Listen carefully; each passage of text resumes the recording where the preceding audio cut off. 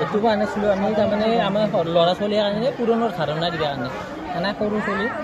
এইটো মই জাষ্ট শিকোৱে তাৰমানে মানে 2 3 গুণ 6 তাৰপিছত এইটো এনেকৈ আমি যদি ধৰি দিওঁ 2 4 গুণ 8 তাৰপিছত 2 5 গুণ 10 এতিয়া গোটাই পুৰণৰ ভাগ আছে আমি আৰু এনেকৈ বেক কৰিও যাব পাৰোঁ এইটো লাষ্টত দেখিছোঁ এইটো আৰু আমাৰ ৰঙৰ ধাৰণা দিবৰ কাৰণে ছাত্ৰ ছাত্ৰীসকলক যে নামটো আছে ইংৰাজীটো শিকো গ্ৰীণ আৰু অসমীয়াটো শিকো সেউজীয়া আৰু ৰংটো ইভাগে দেখা হ'ব কি ৰং সেউজীয়া আৰু এনেকৈ ঘূৰাই দিলি ঠিক আছে ইংৰাজীত ভায়লেট অসমীয়াত বেঙুনীয়া আৰু ৰংটো ইভাগে বেঙুনীয়া তাৰপিছত তেনেদৰে অৰেঞ্জ কুমথিৰা আৰু এইটো ৰং অৰেঞ্জ আৰু এইটো আমাৰ ভগ্নাংশৰ ধাৰণা দিবৰ কাৰণে ছাত্ৰ ছাত্ৰীটো গম পাব আমাৰ এটা আপেল তাৰে পিছত এইটো হয় 2 ভাগৰ 1 তাৰমানে ফালি দিলোঁ আপেলটো 2টা টুকুৰা এখন ইয়াত 2 ভাগৰ 1 তাৰপিছত এইটো হয় আমাৰ 4 ভাগৰ 1 এইটো 8 ভাগৰ 1 তাৰপিছত এতিয়া আছে আমাৰ হাতে যোৱা যোগৰ আমাৰ এনে ধৰক 1 2 হিন্দি আমাৰ ল'ৰা ছোৱালীয়ে পাৰিলি আমি এটা হাতে যোৱা যোগ কৰিব লাগিল ধৰক এইটোৱে কৰিলোঁ 25 যোগ 17 25 যোগ 17 হ'লে ছাত্ৰ ছাত্ৰী কি কৰিব এতে 5 এতে 2 লিখব এতে 5 লিখব তাৰপিছত এইটো 1 লিখব এতে 7 লিখব তাৰপিছত এই দুটা হিচাপ কৰিব 5 হাতে 12 এতিয়া 12টো এতিয়া কিমান হ'ব সৰুতে ল'ৰা ছোৱালীবিলাক নাজানে সেইকাৰণে 12টোৱে লিখি দিব 12টো লিখি দিলে তাৰপিছত 12টো লিখি দিলি এতিয়া এইটো আমি হাতে যোৱা বুলি কওঁ যদি হাতেটো এইটো 1টো এতিয়াতো মাজত নবহে আমাৰ 2 হাতে যোগত সেইকাৰণে আমাৰ 1টো কি হ'ব 1টো আহি কিনে এইটো লাইনে আমি যোগ কিমান হ'ব 1 1 2 3 3 1 4 এনেকৈ ছাত্ৰ ছাত্ৰীবিলাক উৎপত্তি কৰিব আৰু যোগত হাতে যোৱা যোগত তাৰে পিছত এইটো আছে আমাৰ অপজিট ৱাৰ্ড বক্স এইটো ছাত্ৰ ছাত্ৰীসকলে অলপমান মানে অলপ মেজিকৰ দৰে হয় তাৰমানে এতিয়া আমাৰ এইটো জন্মটো আছে জন্মটো যদি আমি সোমাই দিওঁ জন্মটো যদি সোমিলা আমাৰ মৃত্যু হ'লে তাৰপিছত এইটো ছুটি আমি যদি ছুটিটো দি দিওঁ সোমাই আমাৰ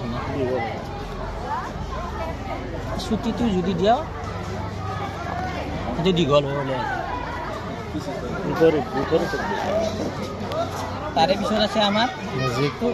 সৰু ছোৱালী ভাৱলৰ ধাৰণা দিবা কাৰণে সেইটো হ'ল ফুল আপ তাৰমানে ভাৱলৰ আমাৰ 5টাই vowel A E I O U তাৰপিছত ইয়াক এনেকৈ আৰু বন্ধও কৰি থৈ দিব পাৰি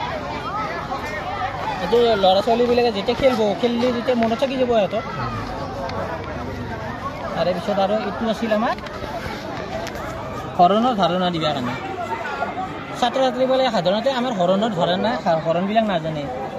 ধৰক এইটোৱে হৰণ এতিয়া 10 হৰণ 2 কিমান হ'ব ছাত্ৰ ছাত্ৰীসকলে নাজানিলে কি কৰিব ইয়াৰ পৰাই 10টা কালাৰ ষ্ট'ন ল'ব 3টা 5টা 6 7 8 9 10 এই 10টা ল'ব 10টা লৈ কিনে কি কৰিব 2টাকে ভাগ কৰিব 2টা এই প্ৰথম 2টা 1 নম্বৰত দিব তাৰপিছত 2টা 2 নম্বৰত দিব তাৰপিছত 2টা 3 নম্বৰত দিব তাৰপিছত 2টা 4 নম্বৰত দিব তাৰপিছত 2টা 5 নম্বৰত দিব লাষ্টত ক'ত শেষ হ'ল আমাৰ 5 নম্বৰত তাৰমানে ইয়াৰে উত্তৰটো কিমান হ'ব 5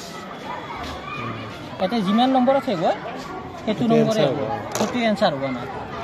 দৰ্শক মানে 2টাকে 5 বাৰ দিব পাৰে সেইটো ভাল হৈছে আমি তেনেদৰে বেছিও দিব পাৰোঁ কিন্তু ইয়াত বেছি দিবৰ কাৰণে বহুত জাগাও নাই নে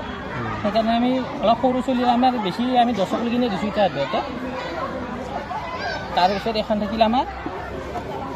এখন আমাৰ গণিতৰ মেজিক বৰ্ড বুলি কয় মানে ইয়াত আমি চব শিকিব পাৰোঁ সংখ্যা আমি ইয়াতে গণনাও কৰিব পাৰোঁ আমাৰ প্ৰথমে কি আছে ইয়াত দিব লাগিব আমাৰ সংখ্যাবিলাক আছে সংখ্যাবিলাকৰ আমি প্ৰথমতে আমি কি শিকিম এইটো হ'ল আমাৰ স্বাভাৱিক সংখ্যা 1ৰ পৰা কিমানক লাগি আছে 100 এইবিলাক হ'ল স্বাভাৱিক সংখ্যা 1ৰ পৰা 100 লাগি আমি যদি ইয়াত শূন্যটো লগ কৰি দিওঁ